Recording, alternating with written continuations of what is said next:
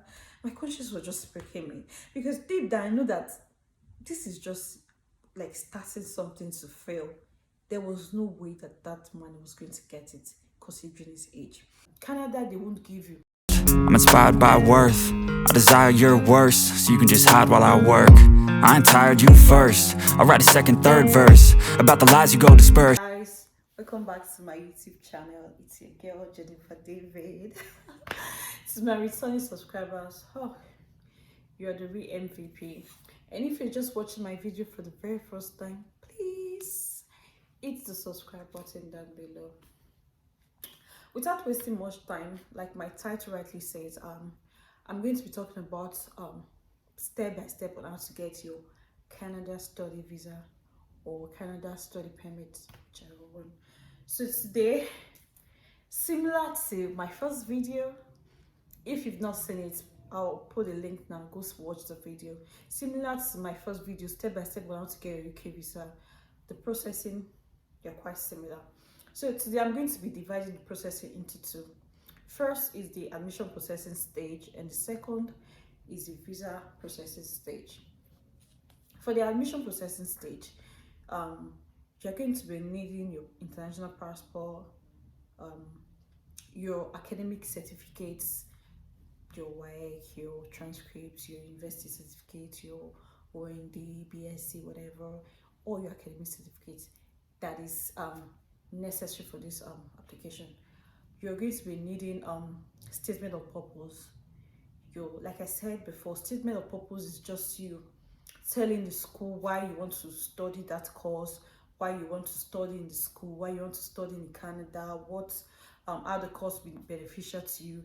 That's just you just expressing yourself and telling the school why they need to accept you. Basically, that's just statement of purpose. So you are going to be needing statement of purpose. Then for the married applicants, you're going to be needing your marriage certificate, especially if you want to go with your spouse. You're going to be needing your marriage certificate, your change of name, newspaper publication, all of that. Then again, this one is quite different from UK. You're going to be paying an application fee. So unlike UK where you just apply to schools, any schools. See what? You don't feel it now. This my friend don't joke with me. I said, have you bought anything? Who was your English teacher? Oh, sorry, any school you wish to apply to, you do not need to pay for an application fee until you get to the stage where you have to pay your part tuition fee. That is the application fee. But for Canada, you are going to pay it, and it's not refundable. That is why you need to do your research very well first. You need to research for the schools. You really need to know what you want before you proceed to applying. Like I said in my first video, there are things you need to consider. You need to consider the location of the school, the tuition fee, the school ranking, the course ranking, all of that. You need to put that into consideration. For UK, it's since you're not paying any application fee, it's understandable if you apply to so many schools. But for Canada, you'll be limited. Like you just need to apply for two schools, yeah. Like that's if you have the money. But if you don't have the resources, you can just apply for one. So it is better you do a proper research. So before applying, you know, okay, this is the school I am going for, this is where I want to study. So you need to do a proper research before even starting any application. So after doing all of that and you've decided, yeah, I want to go to this school, that's when you prepare you start your application. So for some schools, they will ask you to pay as low as 100 Canadian dollars. For some other schools, they ask you to pay 300 Canadian dollars. So the price differs from schools to school depending on what a school wants you to pay. So after preparing all of this, now you start your application. You go to you already know the school you want to apply. There's so many schools, good schools in Canada. So you already know the school you're applying for. Right now, you're not going to start searching through looking for course and all of that. You already know what you want. So you just go straight to the school portal and click on apply. So for the application, I'm just going to be using University of Regina as a case study. So watch this. So you pick up your phone, go to Google and type University of Regina. and this will pop up. Yeah, so you click on it, and that's the school website there.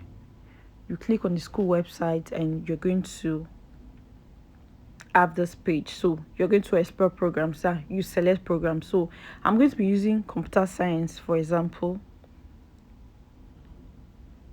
So computer science, use any course you want to study. This is where you type it and it will pop up, it will come up. So program type, there's certificate there, diploma there, bachelor's degree and master's certificate. So let me just go for bachelor's degree.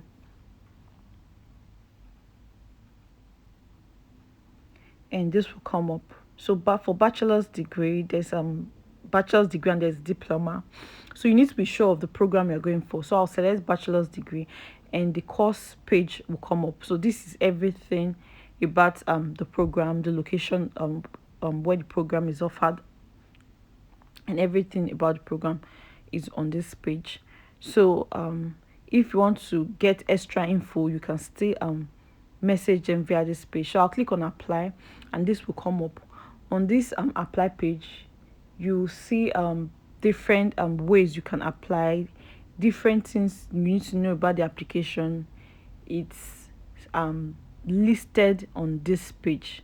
So if you want to know anything about the application process as an international student, here's where you get the information. So I'm going to click on submit application form and click on application for admission.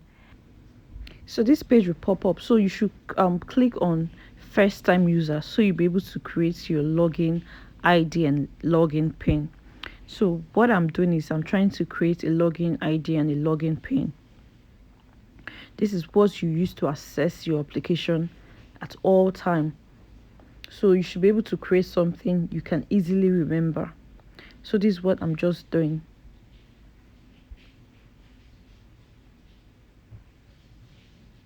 So I'll create, and this will come up. So you're going to ask me for my application level and my application type. For my application level, I'm going for undergraduate. If you're going for graduate or master's, you pick graduate. Then for my application type, international study permits. That's my type. So application type. So they're going to ask for your admission time. Like in Canada, they have 3 terms: fall, winter, and spring. So whichever one you're going for, you click on it. So I'm using winter, for example, 2023 winter. So let's just use Jessica as the first name. Surname Adebayo. So let's just use this as an example. Then I'll go to fill out application form. So this is going to pop up. So I cannot go further than this. So this is where you need to continue your application. Like the first one, your name. They're going to ask for your name, your details, your mailing address and phone number, personal information. So this is the application checklist, and you need to just fill everything out, and when you're done, you just submit, and that's just it. So now that you've applied, you're going to wait for the school to get back to you. They will get back to you, let's say in a week time. So depending on the school, though, some schools might take up to like 2 months. You wouldn't even hear from them. So at this point, all you need to do, you just need to keep checking your email for a possible response and all of that. So when they respond to you, the school definitely, at that moment, some schools will want you to pay part tuition fee, but for some schools in Canada, you do not need to pay anything, any school fees at all. What they want you to pay, they just want you to pay a particular amount to secure your seats. And mind you, that amount is not refundable. It's not refundable if you just want to. They'll say it's a part tuition fee, and it's usually very low. For example, University of Regina, when they give you your acceptance letter, they're going to tell you to pay 500 Canadian dollars to secure your space or your seats. So after doing that, after paying that amount, you're going to attach your receipts and your acceptance letter. You're going to be needing all of that for your visa.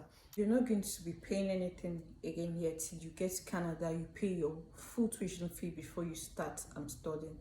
So mind you, this me saying you're not going to pay anything in Nigeria, you're not going to pay anything, doesn't mean you're not going to pay any tuition fee. It means you do not need to pay any tuition fee here in Nigeria before going to Canada. Just like UK, you need to pay, they'll ask you to pay 50%, they'll ask you to pay 5,000 Canadian dollars. It's all depending on what the school, what they want. Then again, you're going to be needing your letter of recommendation. Yeah, same thing as reference letter. You're going to be needing that. You'll be needing to actually, from your school and from academic and professional, from your school and from your boss, your office, wherever you've worked, especially for postgraduate students, you are going to be needing that. So now the school, they would have gotten back to you. So the next stage is for you to apply for your visa. So now what you need for these stages, again, I didn't really say this. One thing, in order to get stand the chance of getting your visa, Canadian Canadian embassy or whatever, they don't joke with age. That is why most people get denied. You have to be, when it comes to like UK, just give me what I want, this is what I want. You have 90%, 80% chance of getting it. But Canada, you have to be extra careful because of their denial rates. So they consider age a lot. You cannot be, say, let's say in your late 30s, in your 40s, and you're applying for an undergraduate program. I had an experience when I was working for a firm. There was this man that came around. He was wanting to migrate to Canada, and he was like in his 40s. And guess what? They were they applied for him like an undergraduate course, and you know what, you just giving him hope he was going to get it. And my conscience was just breaking me, because deep down I know that this is just like starting something to fail. There was no way that man was going to get it considering his age. That's why when you're applying, they will ask you during the visa stage, they're going to ask you for everything you've been doing, every detail you've been doing since you left secondary school, where you've worked, everything they're going to ask you. And you see that in most deniers, what they usually say is that you've not provided sufficient evidence to show that you are going to come back after, you're going to return home after your studies. What they want you to actually show is that, here, I've been useful to myself, I've been back home, so I just want to come study in your country and come back home to whatever I was doing. So for someone that is in his 40s and has left, let's say, secondary school for over 20 years, and you want to go for an undergraduate course, make it make sense. How are they going to give it to you? Because you've left secondary school for over 20 years. So why now? Why are you going, even if except in cases where, let's say, you've done courses, you've done diploma courses, you'll be going to trainings, and you can provide that. Which I'm not even sure if they're going to accept you, if they're going to accept your application. Well, in every rule, they say there's an exception. So that might just be the exception. But you need to put your age into consideration. So it will make sense more if, let's say, you left secondary school, let's say 15 years ago, and you're applying for, let's say, a master's program. You left uni, let's say 7 years ago, and let's say you've been working since you left uni, and you've been doing some kind of training, and you have certificates to back that up. It will make sense that to them that, yeah, this person has been considering the year you left school, and you've been studying, compared to someone that has left secondary school for 20 years ago, and you want to apply. So you are not going to, they consider age a lot. When applying, don't just say, oh, I want to, you need to go to the net also and do your research. Just check, are you eligible? It's not to say, I will jack, but are you eligible? There are 1,000, sorry, let me not exaggerate right now. There are different routes you can take. If you see that, oh, it's just about getting, if you say, oh, studies, I do not fit into this, there are different other type of visa you can apply for, you can try, you get it. So you cannot just say, oh, I must go, I must travel, and I must use this. If it doesn't suit you, there's nothing you can do about it. So there are different ways you can migrate. So if it's not for your age or whatever, is not favorable to the student, this thing, student route, it's advisable you take like another route. So when they're just telling you, gisting you and all, they're toasting you, you yourself, give yourself brain, go online, search this information, they are there online, search. This is 2022. If you snooze, you lose. There's no time now that one agent will not be eating your money unnecessarily. Even if you, at the end of the day, you want an agent to do it for you, do it with 2 eyes open. Another thing again is your financial proof. This is key. Like, this is key. This is why most people get denied in Canada. For every year you spend, they expect you to have, let's say if you're going for an undergraduate course, it's 4 years. They expect you to have 10,000 Canadian dollars in your account for every year. Let's say you're going for a 4 years course, that's 40,000 Canadian dollars. That needs to be in your account. You need to show that, yes, I'll be able to take care of myself even without working. You're going to show them that, yeah, I will take care of myself while I study in Canada. So you need to use that as proof in your account. The thing about Canada is a bit tricky. Unlike UK, where you just give them whatever they want, what they require of you, legit, not forged document. You give them what they want, and you have like a 90-80% chance that you're going to get your visa. But for Canada, there are little things. At times you give them everything. You feel, oh, I've given them this, I've given them everything, I'm going to get this, and you get denied. So it's just these little things that matters. Your school will not even bother about your age that much when applying. That's it. In the school, to me, I feel they just want to collect the application fee, and they're going to accept you because they know you are going to face a bigger demo, sorry to say, which is the visa or the embassy. So unlike Canada, where from the school, from the admissions, like UK, where from the I'm just doing a comparison.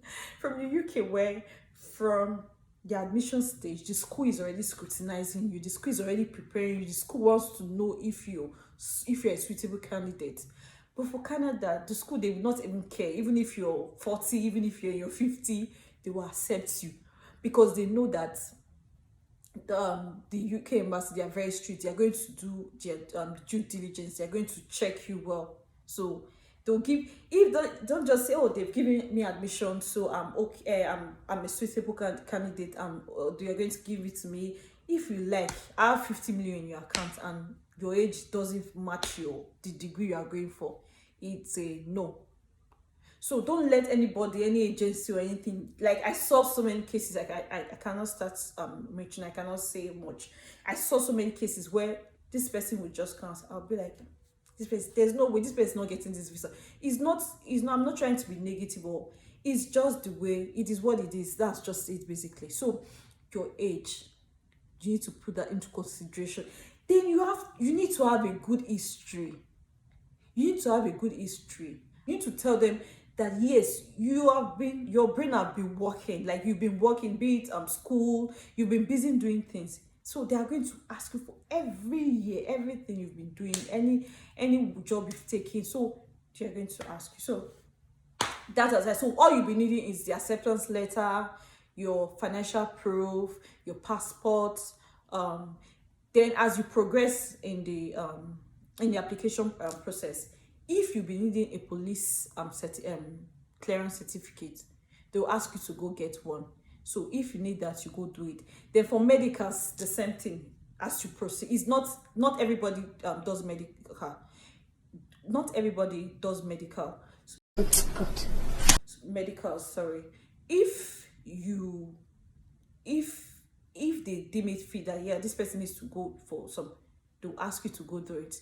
If they deem it fit that this person needs to get a police, they'll ask you to go do it. So that one is not something you just need to prepare yourself. It's when they ask you to go do it, that's when you go for it. So having said all of this, the next thing is to start the processing, especially if you want to apply. Our advice you apply online, because after applying online, they're going to invite you for your biometrics. when you go get your biometrics, if they'll be needing any more things, maybe the police medicals will ask you to bring those things, and after that they'll ask you to wait for your decision. So it's a very simple process. Just get your things right, just get everything right. You are going to get it. It's nothing to be scared of. It's just that people usually don't just get the little trick. And again, most times they just consider your history, your visa. Have you been denied visa before? Have you tried that? So those are the little things they consider. But if you are very young, if you have kids and they just left secondary school, see, I can beat my chest. Like, this is just me assuring you that, let's say you have kids that just left secondary school in their 19, in their 20s, in 21, and they're applying for an undergraduate course. As long as you have the financial proof, like not forged document, document, and you can provide some certain things, they are going to get a visa. That's just it. So now pick up your phone and go to Google, type Canada study permit or study visa, and make sure you click on the official Canadian website. You mostly see it with this red logo or design. So this is the official website. So everything, all the information you need about the processing are all here. All the documents they need from you, they are all here. Like you see, one of the major documents is a letter of acceptance from a designated learning institution. So if you want to know if your school is there, you can click on it and you see a list of schools that they accept. So now you come to this place. When you get here, you are applying from outside Canada. So next is, how do you want to apply? As you can see, online application is recommended. So you click on online and you see everything you need for this application. They are all here. You need a scanner. At this point, you should have a scanner on your phone for your documents. They need a valid card, debit card. So all these things, they are all here. So the next thing we are going to do is create an account or sign. So we'll click on create an account and this will come up. So for this page, we have two options. It's either we sign up with GCK or we sign up with a partner. Since we do not have an account, we need to sign up first. So you click on sign in with GCK. So when you click on that, this will come up. We do not have an account, we need to sign up. So you click on sign up to create your account. So they'll just be asking you for things that your name, things you can give them. So it's not beyond you. So it's nothing to be scared of. So I cannot go beyond here for obvious reasons. So that's just it. So, and again, from time to time, always check the status of your application, because if they will be needing additional documents, they will ask you to send, like your police report and all of that. So always sign in to know what's the next step. And this application will take, let's say, 2 to 3 months. You get a decision. So that's it basically. Another important thing I forgot to mention is your letter of explanation. It's key in this application. It's you pouring out your mind to them, telling them why they need to accept you, convincing them that you're going to come back after studies and of what benefit this is going to be to your career. That's it. So guys, now you've gotten your student visa. The next thing is to apply for your study permits. So yes, the fact you've gotten your visa doesn't mean I can start, you have the right to start studying in Canada. No, your student visa is what allows you to enter into Canada. Your study permit is what will allow you stay and study in Canada. So there are two different things. Still the same thing with UK. So UK, they give you your visa, which is valid for like 3 months. You get into the UK, then you have a biometric card, sorry, residence, yeah. That is what will make you stay in the UK, and make you stay and study, live and study in the UK. Sorry. So it's similar to Canada. So when your visa will not permit you to school or live in UK, your visa is just going to make you get there, but your study permit will. So when you get to Canada, you need to apply for a study permit. So guys, thank you for watching. I hope you enjoyed my video. So this is the end of my video. Please share this video with your friends. Tell a friend to tell a friend. 2022, the year of Jackpot. So anybody wants to travel out and they are looking to travel out through study, that's the best route. So, or to migrate through study, share this video with them. Please tell them to subscribe, comment. This is a green channel, so I'm not there yet. Also, I'm still open to correction. I'm open to suggestions. So anything you feel you want me to talk about, or anything you feel I didn't say well, I didn't. So I'm open to correction. So you can tell me all of that in the comment section. Thank you for listening to me. Mwah.